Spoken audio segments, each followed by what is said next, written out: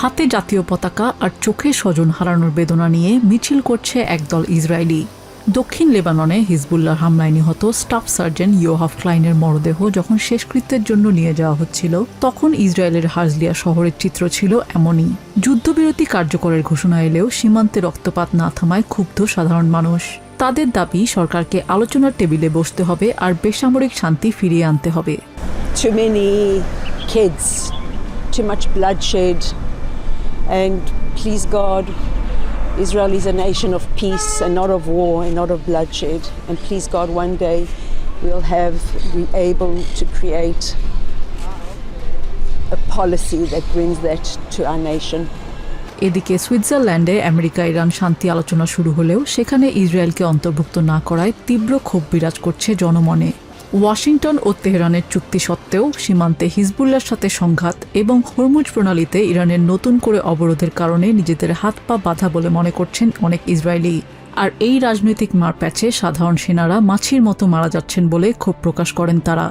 And today with the talks of the negotiations between Iran, United States, Israel is out of the question.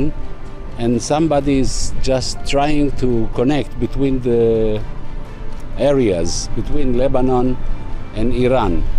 And I don't think it's right to do it. চুক্তি আর আলোচনার টেবিলে সাধারণ মানুষের কোনো আস্থা না থাকলেও প্রতিরক্ষা মন্ত্রী ইসরায়েল কাটজ পরিষ্কার জানিয়েছেন, উত্তর ইসরায়েলকে সুরক্ষিত রাখতে দক্ষিণ লেবাননের 10 কিলোমিটার ভেতর পর্যন্ত যে নিরাপত্তা জোন তৈরি করা হয়েছে, সেখান থেকে কোনো সেনা প্রত্যাহার করা হবে না। ফলে এই অঞ্চলের ভবিষ্যৎ এখনো চরম অনিশ্চয়তায়। সুইজারল্যান্ডের নয়নকাড়া পাহাড়ি রিসর্ট বুর্গেনস্টকে এক এক করে আসছেন বিশ্ব রাজনীতির শীর্ষ নেতা ও কূটনীতিকরা। 4 মাসের রক্তক্ষয়ী সংঘাতের স্থায়ী অবসান ঘটাতে বহুল প্রত্যাশিত এই শান্তি আলোচনায় অংশ নিতে কড়া নিরাপত্তার মধ্য দিয়ে অনুষ্ঠান স্থলে পৌঁছান ভাইস প্রেসিডেন্ট জেডি ভ্যান্স সহ ইউএস প্রতিনিধি দল।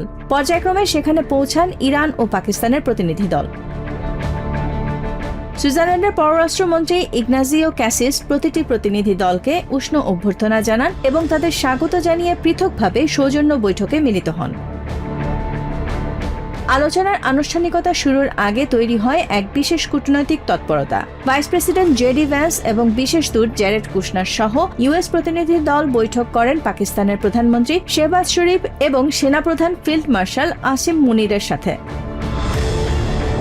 পৃথকভাবে ইরানি পররাষ্ট্রমন্ত্রী আব্বাস আরাকচি ও শীর্ষ আলোচক বাঘের গালিবাফের সাথেও পৃথক বৈঠকে বসেন পাকিস্তানি নেতৃত্ব।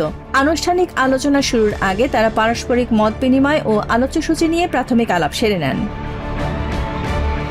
এরপরই আসে সেই ঐতিহাসিক মুহূর্ত। দীর্ঘ 46 বছর পর একই হলরুমে মুখোমুখি অবস্থানে বসেন ইউএস ও ইরানি কর্মকর্তারা। এর আগে ইসলামাবাদে দুই পক্ষ পরোক্ষভাবে কথা বললেও এবারই প্রথম সরাসরি কূটনৈতিকভাবে সম্পৃক্ত হতে হলো। তবে এর আগে 2015 সালে ইউএস ইরান মুখোমুখি বসলেও সেটা ছিল কেবলই পররাষ্ট্রমন্ত্রী পর্যায়ে। মূল আনুষ্ঠানিকতা শুরুর আগে উন্মুক্ত আলোচনায় ভাইস প্রেসিডেন্ট জেডি ভ্যান্স মধ্যপ্রাচ্যের সবাই মিলেমিশে শান্তিতে থাকার এক নতুন ভবিষ্যৎ সূচনার প্রত্যাশা জানান। Through working together to transform the Middle East, where Iran and the Gulf have been at war with each other, or at least have had very unfriendly relations, where Iran has been a driver of regional instability. Now we see a future where everybody can work together to promote peace and prosperity for everyone. Tehran ওয়াশিংটনের এই আলোচনাকে ঐতিহাসিক আখ্যা দিয়ে দীর্ঘদিনের বৈরিতার অবসান ঘটিয়ে ইরানিদের সাথে একটি নতুন অধ্যায় শুরুর জোর প্রত্যাশা ব্যক্ত করেন JD Vance. This is a historic meeting. Never before outside of Islamabad and here, so outside the last few months, never before has the Iranian and American leadership met at such a high level. What the president has asked us to do is turn over a new leaf, to transform our relationship with the people of Iran and to extend an outstretched hand. লেবাননের সংঘাতের অবসানের বিষয়ে JD Vance বলেন, 3 সপ্তাহ আগের তুলনায় ব্যাপক অগ্রগতি হয়েছে। এমনকি 1 সপ্তাহের তুলনায় শেষ 3 দিনে আরও অগ্রগতি হয়েছে এবং সামনেও হবে। ঐতিহাসিক এই ক্ষণে মধ্যস্থতাকারী হিসেবে উপস্থিত পাকিস্তানের প্রধানমন্ত্রী শেহবাজ শরীফ এবং কাতারের প্রধানমন্ত্রী শেখ মোহাম্মদ বিন আব্দুর রহমান আল থানিও মধ্যপ্রাচ্যে স্থায়ী শান্তি ও স্থিতিশীলতা ফিরিয়ে আনার প্রতিশ্রুতি নিয়ে কথা বলেন। আজকের দিনটি শুধু এই অঞ্চলের জন্য নয়, বরং বিশ্ব শান্তির জন্য একটি দারুণ দিন। আমি প্রেসিডেন্ট ডোনাল্ড ট্রাম্পের দূরদর্শী নেতৃত্বের প্রশংসা করি, যার কারণে আজ আমরা বুরগনেস্টকে এই ফলপ্রসূ আলোচনায় বসতে পেরেছি। একটি স্থায়ী সমাধানে না পৌঁছানো পর্যন্ত কাতার এই মধ্যস্থতা প্রক্রিয়ায় তার সর্বোচ্চ উৎসর্গ বজায় রাখবে।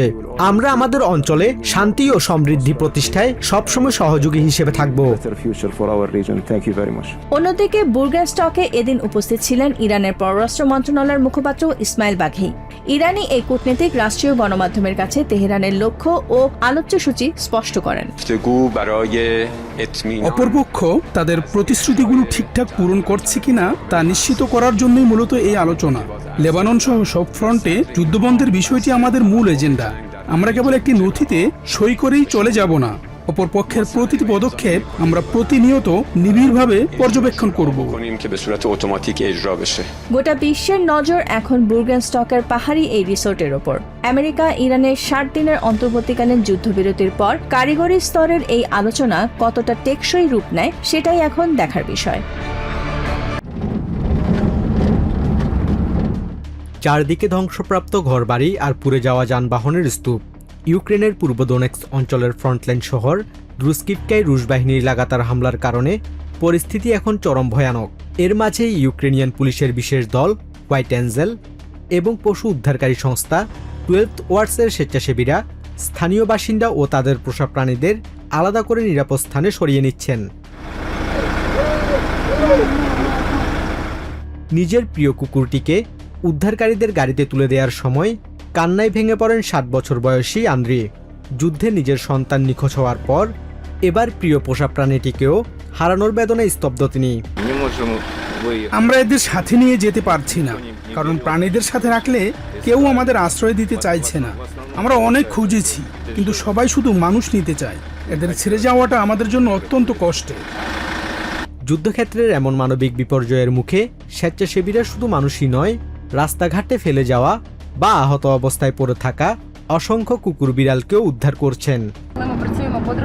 আমরা যখন দ্রুজকিভকা বা যে কোনো ফ্রন্টলাইন এলাকায় কাজ করি, তখন আমরা যুদ্ধাহত, ট্রমাটাইজড, ক্ষুধার্ত এবং অসহায় সবাইকে উদ্ধার করার চেষ্টা করি। এর মধ্যে মানুষ যেমন রয়েছে, তেমনি রয়েছে অবুঝ প্রাণীরাও। মাথার ওপর উড়তে থাকা রুশ ড্রোন আর দূর থেকে ভেসে আসা মুহুর্মুহু বিস্ফোরণের শব্দের মধ্যেই এই উদ্ধার অভিযান চালাতে হচ্ছে। এই একটি ট্রিপেই 3 জন বাসিন্দা সহ 3টি কুকুর ও 3টি বিড়ালকে নিরাপদে সরিয়ে নেওয়া সম্ভব হয়েছে। তবে ব্যাপক বোমাবর্ষণের কারণে বহু মানুষ ও প্রাণীর এখনও আটকে পড়ার ভয় রয়েছে। ব্রিটেনের ওয়েলশায়ারের ঐতিহাসিক স্টোনহেঞ্জে মধ্যরাত থেকেই নেমেছিল মানুষের ঢল। রাতভর অপেক্ষার পর দিগন্তে সূর্যের দেখা মিলতেই উল্লাসে ফেটে পড়েন উপস্থিত দর্শনার্থীরা। কেউ নাচছেন, কেউ বাদ্যযন্ত্র বাজাচ্ছেন, আবার কেউ স্পর্শ করছেন প্রাচীন পাথরের স্তম্ভগুলো। উত্তর গোলার্ধে বছরের দীর্ঘতম দিনকে চিহ্নিত করে গ্রীষ্মকালীন অয়ন বা সামার সলস্টিস। প্রতি বছরের মতো এবারও এই দিনটি উদযাপন করতে হাজারো মানুষ জড়ো হন স্টোনহেঞ্জে। আয়োজকদের হিসেবে এবছর অংশগ্রহণকারীর সংখ্যা ছিল প্রায় 20,000।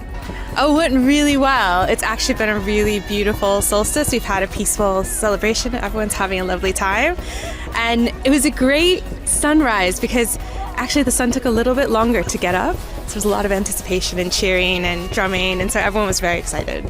দক্ষিণ ইংল্যান্ডের এই স্মৃতিস্তম্ভ সূর্যের গতিপথের সঙ্গে নিখুঁত সামঞ্জস্যের জন্য বিখ্যাত। গ্রীষ্মকালীন অয়নের দিনে সূর্য ওঠে হিলস্টোনের ঠিক পেছন দিক থেকে, যা মূল পাথরের বৃত্তের বাইরে অবস্থিত।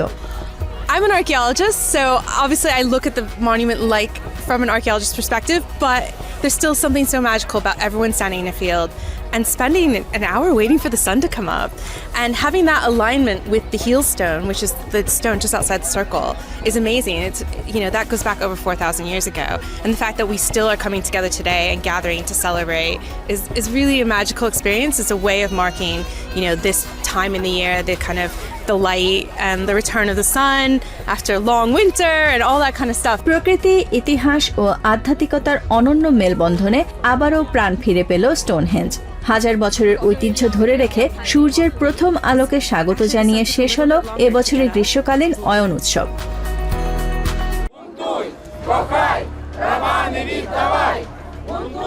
ইউক্রেন ও এলজিবিটিকিউ পতাকায় রবিবার রঙিন হয়ে উঠেছে রাজধানী কিইভের রাস্তা। যুদ্ধ পরিস্থিতির মধ্যেও প্রায় ৫,০০০ মানুষের অংশগ্রহণে শান্তিপূর্ণভাবে অনুষ্ঠিত হয়েছে এবারের কিইভ প্রাইড মার্চ। তবে ঐতিহ্যগত মূল্যবোধের পক্ষের একটি ছোট গোষ্ঠী এই সমাবেশের বিরোধিতা করে পাল্টা অবস্থান নেয় উত্তেজনা ছড়ানোর ভয় ছিল। এ সময় সমাবেশে অংশগ্রহণকারীরা একে অপরের প্রতি মানবিক হওয়ার আহ্বান জানান। এরা সবাই আমার বন্ধু এবং কাছের মানুষ। ঐতিহ্যগত বিয়েতে একজন নারী হিসেবে আমি যেসব অধিকার পাই, আমি চাই ওরাও যেন সেই সমান অধিকার পায়। আমাদের সবার একে অপরের প্রতি মানবিক হওয়াটাই সবচেয়ে বড় বিষয়। সমাবেশে অংশগ্রহণকারীরা দেশের জন্য জীবন উৎসর্গকারী বীর সেনাদের স্মরণে 1 মিনিটের নীরবতা পালন করেন। ইউক্রেনিয়ান সমাজ ও আইনি ব্যবস্থায় সম অধিকার প্রতিষ্ঠার দাবিতে আমাদের পরিবারও ইউক্রেনের অংশ এবং ইউক্রেন কখনোই রাশিয়া নয়, এমন সব স্লোগান দেন আন্দোলনকারীরা। আমি যদি এখন যুদ্ধক্ষেত্রে আহত হই, তবে আমার পার্টনার নিবিড় পরিচর্যা কেন্দ্রে ঢোকার অনুমতি পাবেন কিনা তার কোনো নিশ্চয়তা নেই। আমার সন্তান থাকলে আমার মৃত্যুর পর তিনি অভিভাবকত্ব বা কোনো সরকারি সহায়তা পাবেন না। রাষ্ট্রের কাছে আমি এরকম অদৃশ্য। আয়োজকরা সতর্ক করেছেন, এই অধিকারগুলো নিশ্চিত করা না হলে দেশ অনেকটা পিছিয়ে পড়তে পারে। র্যালিটি শান্তিপূর্ণভাবে চললেও হঠাৎ বিমান হামলার সাইরেন ও সতর্কতা জারি করায় নিরাপত্তার স্বার্থে পুলিশ ও আয়োজকদের অনুরোধে অংশগ্রহণকারীরা মেট্রো স্টেশনের ভেতরে আশ্রয় নিতে বাধ্য হন। যুদ্ধের এই কঠিন সময়েও অধিকার আদায়ের এই সমাবেশ প্রমাণ করে যে ইউক্রেনের নাগরিকরা শুধু নিজেদের ভূখণ্ড নয়, বরং একটি বৈষম্যহীন সমাজ গঠনেও সমানভাবে লড়াই চালিয়ে যেতে চান। গাড়ির ছাদে বাঁধা সংসারের শেষ সম্বল আর চোখে চেনা ভিটায় ফেরার আকুতি। শুক্রবার যুদ্ধবিরতি কার্যকরের পর মাঝখানে শনিবারের ইসরায়েলি বিমান হামলায় অন্তত ২০ জন নিহত হলেও লেবাননের সিডন ও কাসমিয়ার মহাসড়কগুলোতে এখন শুধুই ঘরে ফেরার ব্যস্ততা। বৈরুত সহ বিভিন্ন আশ্রয় কেন্দ্র থেকে দলে দলে দক্ষিণ লেবাননের দিকে ছুটছেন বাস্তুচ্যুত মানুষরা। শনিবার ইসরায়েলি প্রধানমন্ত্রী বেঞ্জামিন নেতানিয়াহু আইডিএফকে আপাতত হামলা বন্ধের নির্দেশ দেয়ায় লেবানিজদের মনে স্থায়ী শান্তির এক নতুন আশা তৈরি হয়েছে। তবে এই যুদ্ধবিরতি টিকিয়ে রাখার ক্ষেত্রে ইসরায়েলের চেয়ে নিজেদের প্রতিরোধ যোদ্ধাদের উপরই বেশি ভরসা তাদের। এবার হয়তো যুদ্ধবিরতিটা টিকবে, তবে আমরা ইসরায়েলকে মোটেও বিশ্বাস করি না। আমরা বিশ্বাস করি আমাদের তরুণদের, আমাদের প্রতিরোধ যোদ্ধাদের। ময়দানে আমাদের যোদ্ধাদের সাহসিকতা আর ইরানের সমর্থনের কারণেই আজ আমরা ফিরতে পারছি। বাস্তুচ্যুত এসব মানুষের দীর্ঘদিনের কর্মসংস্থান ও মাথা গোজার ঠাঁই এখন ধ্বংসস্তূপ। কিন্তু সেই অনিশ্চয়তার মাঝেও জন্মভূমির টানে ফিরছেন তারা। সাধারণ লেবানিজরা বলছেন দীর্ঘস্থায়ী বেসামরিক শান্তি তাদের একমাত্র চাওয়া। তবে ইসরায়েলি বাহিনী চুক্তি ভেঙে পুনরায় আগ্রাসন চালালে প্রতিরোধ যোদ্ধাদের স্বার্থে তারা আবারও ঘর ছাড়তে দ্বিধা করবেন না। ইসরায়েলি সেনাবাহিনী যদি আবারও আক্রমণ চালায়, তবে আমাদের যোদ্ধারাও নিশ্চিতভাবে তার জবাব দেবে। তবে আমরা চাই এই যুদ্ধ চিরতরে বন্ধ হোক, আর যদি তা না হয় আমাদের প্রতিরোধ যোদ্ধাদের স্বার্থে আমরা আবারও বাস্তুচ্যুত হতে রাজি আছি। শনিবার সন্ধ্যা 6:30টার পর থেকে হিজবুল্লাহ কোনো রকেট ছোড়েনি, ইসরায়েলও বড় কোনো বিমান হামলা চালায়নি। গত মার্চে যুদ্ধ শুরুর পর থেকে বলা চলে এটাই দীর্ঘতম যুদ্ধবিরতি। হিজবুল্লাহ স্পষ্ট জানিয়েছে ইসরায়েল চুক্তি মানলে তারাও শান্ত থাকবে। তবে প্রতিরক্ষামন্ত্রী ইসরায়েল কাদস সাফ জানিয়েছেন তাদের সেনারা এখনও লেবাননের 10 কিলোমিটার ভিতরে তথাকথিত নিরাপত্তা জোনেই অবস্থান করছে। ফলে এই সাময়িক শান্তি কতদিন স্থায়ী হয় তা নিয়েই কাটছে না শঙ্কা। ইরান আমেরিকার মধ্যকার সংঘাত নিরসনে ব্যাপক কূটনৈতিক তৎপরতার অংশ হিসেবে তেহরানে প্রেসিডেন্ট মাসুদ পেজেশকিয়ানের সঙ্গে বৈঠক করেছেন পাকিস্তানের স্বরাষ্ট্রমন্ত্রী মোহসিন নাকভি। গুরুত্বপূর্ণ এই বৈঠকে তেহরান ওয়াশিংটনের মধ্যকার শান্তি আলোচনার কারিগরি দিক নিয়ে আলোচনা করেন তারা। তেহরানে এদিন ইরানের বার্ষিক মুদ্রা ও বৈদেশিক মুদ্রানীতি সম্মেলনে প্রেসিডেন্ট পেজেশকিয়ান জানান ইরান তার ইউরেনিয়াম সমৃদ্ধকরণের অধিকার ত্যাগ করবে না। একই সাথে তিনি আমেরিকার প্রেসিডেন্টের নীতি পরিবর্তনের কড়া সমালোচনা করেন। তেহরানের এই অধিকার ওয়াশিংটন মেনে নিতে বাধ্য হয়েছেন বলে জানান ইরানি প্রেসিডেন্ট। আমরা আমাদের সমৃদ্ধকরণের অধিকার ছেড়ে দেব না এবং তারাও এটি মেনে নিতে বাধ্য হবে। আমেরিকার প্রেসিডেন্ট আগে বলেছিলেন ইরানকে নিঃশর্ত আত্মসমর্পণ করতে হবে, ইরানের কোনো অধিকার নেই।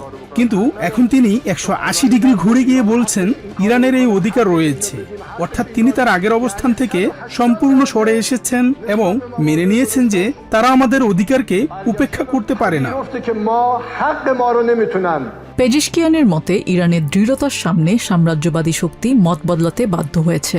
নিজেদের এই অধিকার রক্ষায় যা যা দরকার ইরান তার সবটাই করবে বলে স্পষ্ট বার্তা ইরানি প্রেসিডেন্ট পেজেশকিয়ানের। সুইজারল্যান্ডে তেহরান ওয়াশিংটনের কর্মকর্তাদের মধ্যে শান্তি আলোচনা শুরুর আবহেই পেজেশকিয়ানের এমন মন্তব্য এলো যখন উভয় দেশই সংঘাতের স্থায়ী অবসান চায়, যেখানে লেবানন ইস্যুর জেরে হরমুজ প্রণালীর নিয়ন্ত্রণ ও ইউরেনিয়াম নিয়ে দুই দেশের মত পার্থক্য এখনও স্পষ্ট। সেখানে 60 দিনের অন্তর্বর্তীকালীন যুদ্ধবিরতির মধ্যেও এই ভূ রাজনৈতিক উত্তেজনা মধ্যস্থতাকারীদের জন্য নতুন চ্যালেঞ্জ তৈরি করছে। নিউ ইয়র্ক থেকে সম্প্রচারিত TVN 24 টেলিভিশন বিশ্বজুড়ে বাঙালির কণ্ঠস্বর।